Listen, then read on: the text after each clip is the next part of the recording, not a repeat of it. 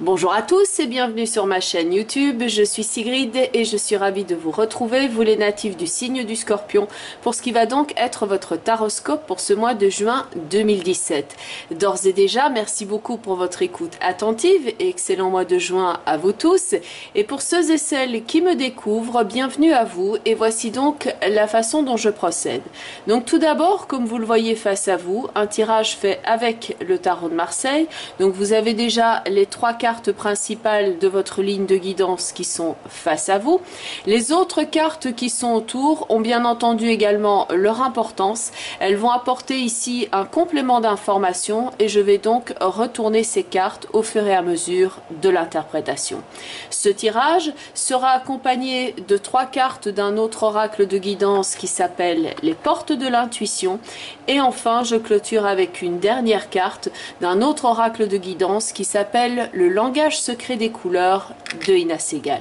D'ores et déjà, merci beaucoup pour votre écoute attentive et voici donc votre tirage avec de gauche à droite la carte de la lune, au centre la carte de l'amoureux et enfin tout à droite la carte de la roue de fortune.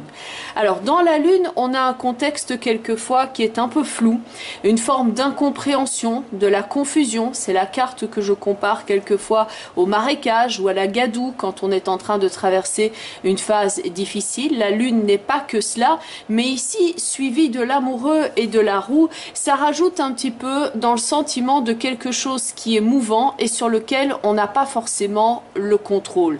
Dans vos trois cartes principales, vous n'avez pas par exemple la carte de l'empereur qui tient fermement son sceptre et qui est capable de faire une décision précise. On n'a pas l'ermite, ni la papesse, ni l'impératrice. On a ici un paysage où il n'y a pas d'être humain. Il y a les deux animaux qui sont à l'avant-plan.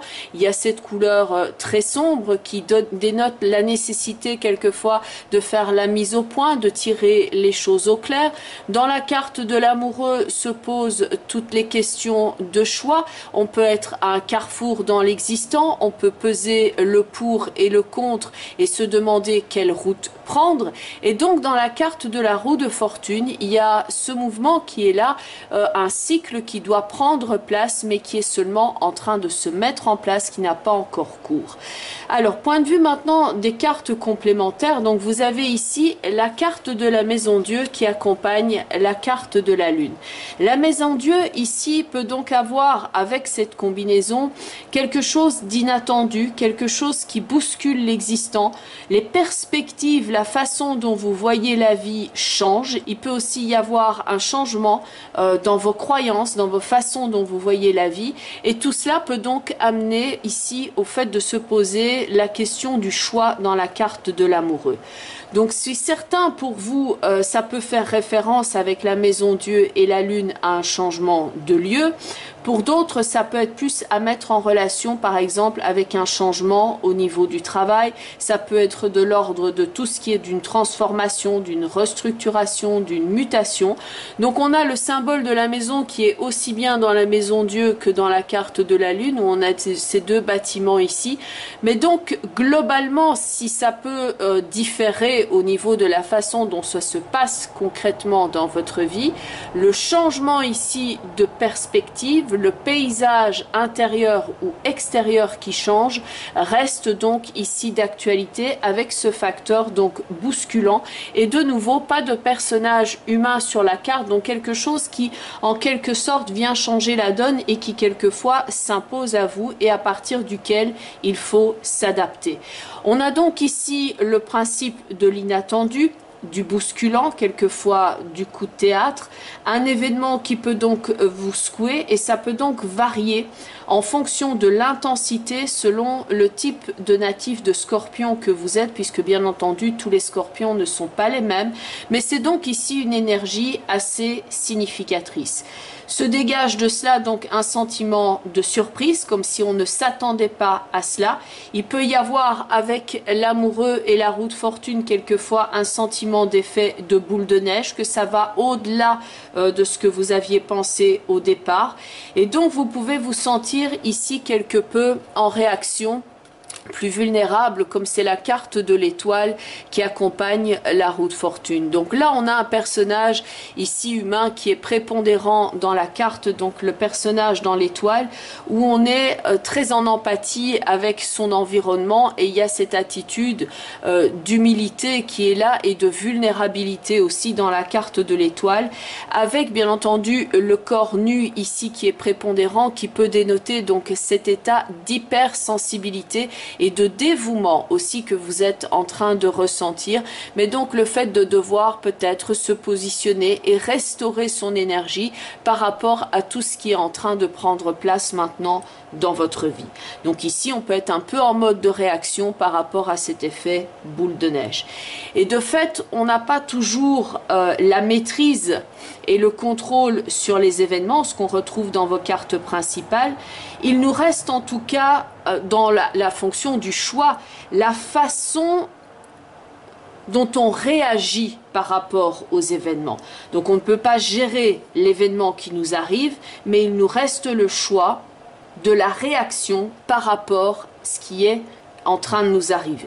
Point de vue relationnel, dans la carte de la Lune, peut se poser tout ce qui est aussi question de confusion, voire dans l'amoureux, les on-dit, les discussions, les bruits de couloir. Donc il peut y avoir ici une forme d'incompréhension, de brouhaha, et aussi quelquefois de mensonges, voire pour certains d'entre vous, le côté bousculant peut avoir avec une trahison. Il y a quelque chose qui peut aussi être éventuellement de cet ordre-là. Avec l'amoureux qui est au centre, on peut donc ainsi hésiter quant à la meilleure chose qui est à faire à partir de là, quelle est la route que l'on souhaite maintenant suivre. La carte de la roue de fortune avec l'étoile ici montre qu'on souhaite se dégager de cette énergie et se préserver, un peu comme pour se mettre à l'abri, prendre soin de soi, récupérer et peut-être donc se mettre au calme. Donc point de vue maintenant des cartes ici complémentaires, vous avez ici la carte du pape avec la carte de tempérance. Donc on voit ici cette volonté de retrouver une forme d'équilibre et que l'on recherche les bonnes informations, voire quelquefois les conseils autour de soi, ou en tout cas qu'on étudie la situation. Il peut y avoir ici quelqu'un dans la carte du pape avec l'amoureux, quelqu'un qui est là aussi pour vous conseiller quant à la meilleure marche à suivre. Donc si maintenant il y a quelque chose qui vous cause effectivement problème pour avancer, il peut y avoir avec l'amoureux ici, suivi de la roue de fortune, une forme de tergiversation, des délais, de l'attente. L'amoureux au centre peut ainsi quelquefois représenter le fait de se poser des questions par rapport à ce qui s'est passé. Donc on n'a peut-être pas nécessairement tout compris, on n'a pas remarqué la portée des événements, on est peut-être tout simplement en train de se remettre. On peut se positionner on peut aussi se poser des questions par rapport à tout ce qui est choix de vie. Et donc il peut y avoir ici des personnes autour de vous qui essayent de vous donner confiance, de vous conseiller aussi, et quelquefois peut-être de vous influencer quant à la meilleure chose à faire, mais que vous n'êtes pas nécessairement à l'aise avec cette énergie-là dans laquelle vous baignez. Donc il peut y avoir dans l'amoureux, le pape et tempérance, une forme de conseil, mais que vous avez besoin de temps ici afin d'être sûr que c'est vraiment la bonne décision et que c'est également votre choix et non pas un choix fait sous influence. Alors que ici, donc dans l'étoile, on a le fait que vous préférez prendre votre temps, que quelque part vous pouvez différer aussi votre décision, car l'empereur est ici tout en haut avec la carte du pendu. Donc on peut vouloir ici prendre son temps, différer sa décision. Le contexte n'est peut-être pas encore suffisamment clair que pour affirmer son choix ou se positionner clairement. Donc c'est plutôt ici une période de transition et on se sent dans cet entre-deux et on ne veut pas faire un choix sous pression.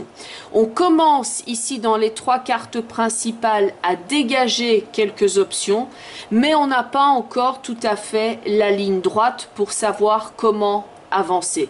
Donc on veut peut-être avancer, on veut peut-être s'avancer et s'investir différemment que par le passé, mais on se sent encore en réaction par rapport à cette énergie ici dans la lune et dans la maison Dieu, où on voit cette forme d'explosion éventuellement émotionnelle, donc quelque chose qui vient nous prendre par surprise, par coup de surprise. Donc dans la maison Dieu et la lune, il y a comme une forme de geyser qui explose ici, tandis que dans la roue de fortune et l'étoile, on retrouve beaucoup de fluidité, et donc on peut se poser des questionnements ici sur où ou comment ou avec qui investir de son énergie.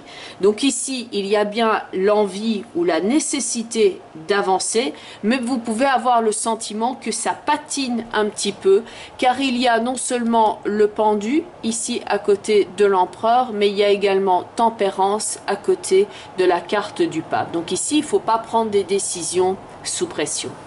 La carte de l'étoile est en accompagnement donc de la roue, et la roue va indiquer ici le cycle, le nouveau cycle qui va prendre place, la transition, et avec l'accompagnement de l'étoile, ici on souhaite le retour à la joie, à l'abondance, à la simplicité, à la clarté et la mise en place éventuelle d'un idéal. L'étoile, elle est image de sérénité, de bonheur, et c'est également le sentiment d'être en sécurité et en bonne santé.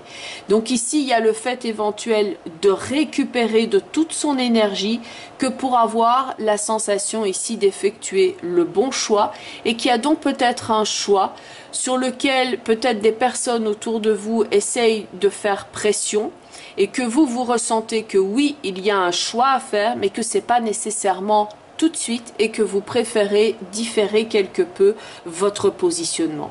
Donc vous avez besoin d'être dans cette énergie de transition, dans ce processus qui prend place, et vous avez besoin aussi qu'on vous laisse le temps pour évaluer et pour évoluer, et donc pour effectuer tout ce processus de transformation. L'empereur est donc avec le pendu, le pape avec tempérance. Donc ici, les deux combinaisons suggèrent de prendre votre temps. Il est conseillé d'attendre, de ne pas agir trop vite et à tous azimuts dans l'urgence. Attendez d'être prêt et ne laissez pas ici la pression extérieure vous gagner, mais laissez ce processus de guérison, ce passage et cette transition se faire. Au niveau des cartes qui viennent en complément d'information des portes de l'intuition, vous avez dans un premier temps la carte de la bonne nouvelle. Excusez-moi au passage pour le bruit extérieur qu'il y a, mais je ne sais pas travailler en ce moment porte fermée. Je n'ai qu'un tout petit ventilo et il fait bien trop chaud, donc j'ai besoin d'un peu d'air. Désolée pour les petits bruits ambiants que vous pouvez entendre juste à côté de ma rue. Alors, la carte de la bonne nouvelle ici, avec cet oiseau, cette colombe qui sort de l'enveloppe, fait référence à la carte de l'étoile, où vous avez par ailleurs un oiseau qui est ici également présent dans l'arbre. Donc là, il y a le principe de la bonne nouvelle, de quelque chose ici qui vient en tant qu'information, l'information dont vous avez éventuellement besoin aussi afin de savoir comment agir. Ça peut être tout ce qui est de l'ordre de communication. Donc ici, vous avez besoin de temps que pour savoir exactement quelle est la bonne nouvelle, quelle est la bonne façon de réagir par rapport à ce que vous êtes en train de traverser. La bonne nouvelle maintenant, c'est que vous êtes sur la bonne voie, que vous êtes dans cette phase de transition, mais que vous êtes en train de prendre votre envol et que vous devez encore ici peut-être prendre des forces avant d'arriver à destination. D'autant plus que la bonne nouvelle peut faire référence aussi à ce que vous avez appris ici, et qui n'est pas nécessairement d'ailleurs une bonne nouvelle, mais qui est tout simplement une nouvelle, quelque chose qui se met à jour, quelque chose que l'on a appris, et que vous devez réagir en fonction de ça. Donc ça, c'est la mise à jour des informations. Et la deuxième carte ici, c'est la carte de la fluidité que l'on peut retrouver dans la combinaison de la roue de fortune avec l'étoile. Le fait de passer ici de certaines eaux un petit peu plus troublées, comme on a a dans la carte de la Lune à quelque chose qui est plus calme, moins turbulent et plus en accord avec votre énergie, donc une forme de transition, une forme de transformation. On passe ici sur un autre plan, on s'écarte peut-être de certaines zones de troubles, de certaines choses qui étaient toxiques pour nous ou de certaines choses dont on n'avait plus besoin. Ça peut aussi signifier pour certains clairement le principe d'une mutation, d'un changement. Pour certains d'entre vous, ce sera un changement au niveau physique. Le fait d'être ici dans cette phase de transition, pour certains d'entre vous, il y aura aussi le fait d'effectuer peut-être un déplacement pour prendre la distance avec quelque chose et pour vous reposer. La carte de la fluidité dont le message est: en dansant avec les situations difficiles, vous rencontrez les bonnes personnes et vous attirez de l'aide. La carte de la fluidité, donc, qui annonce déjà ici le retour et la restauration de l'énergie. Et la troisième carte des portes de l'intuition, qui est la carte du revirement ici, qui indique que vous avez besoin de prendre de la distance, prendre de la hauteur.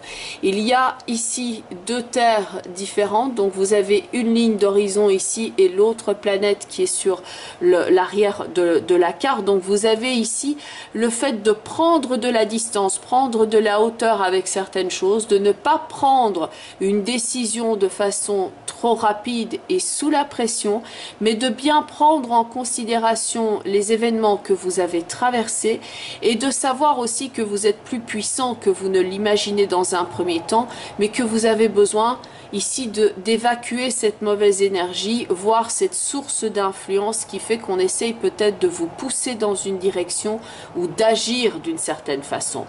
La carte du revirement, dont le texte est: vous êtes beaucoup plus puissant que vous ne l'imaginez. Cette capacité vous permet de transformer le négatif en positif. Le négatif, on pourrait le voir ici dans la combinaison de la maison Dieu avec la carte de la Lune, où on ne gère pas nécessairement ce geyser d'informations et ce qui nous tombe dessus, cette énergie bousculante, où là on n'a pas suffisamment de filtre, on n'a pas suffisamment de contrôle sur la situation.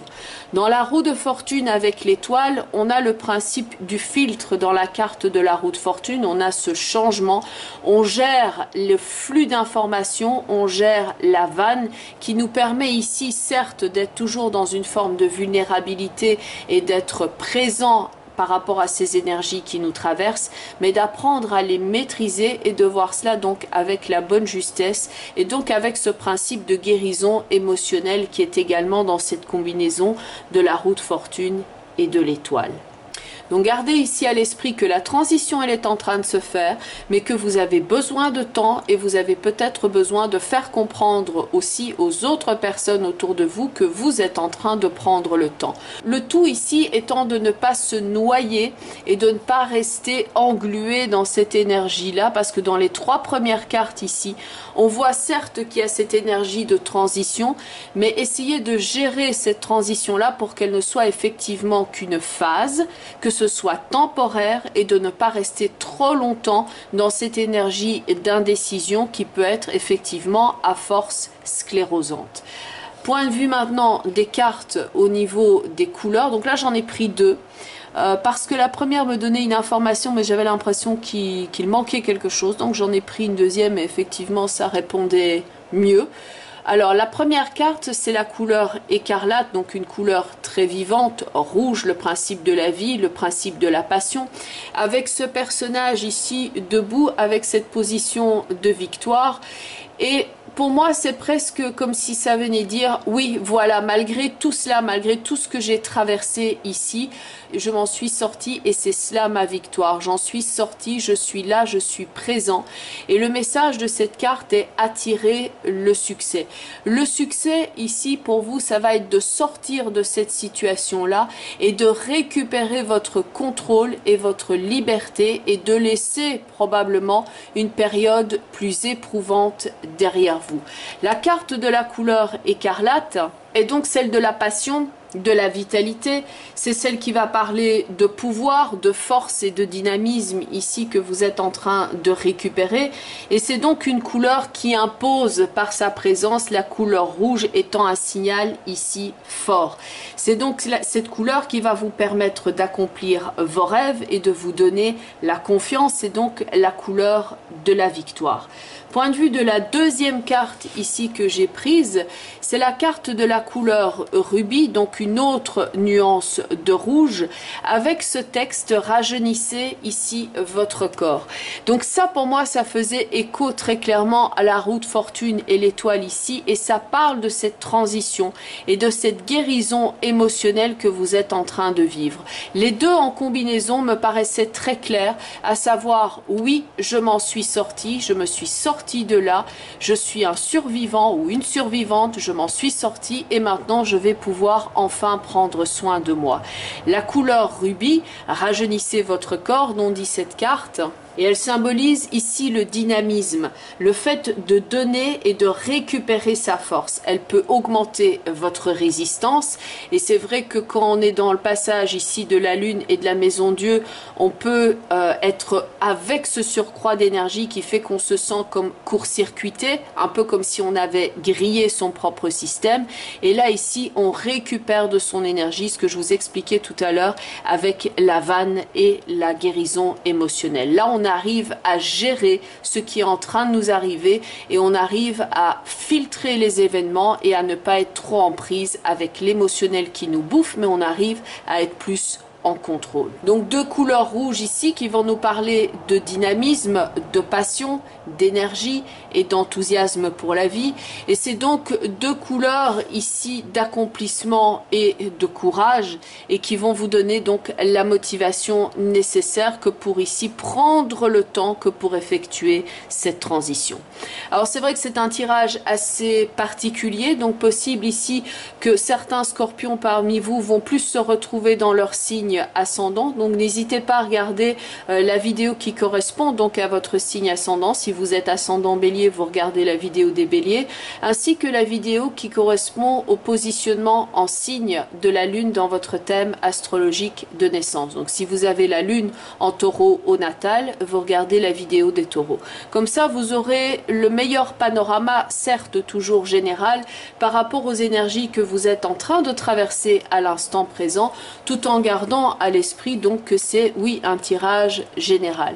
Pour ceux et celles qui ont un questionnement spécifique et qui souhaiteraient donc que cela fasse l'objet d'une consultation privée afin de voir quelles sont les meilleures options pour vous pour agir dans la situation dans laquelle vous êtes à l'instant présent.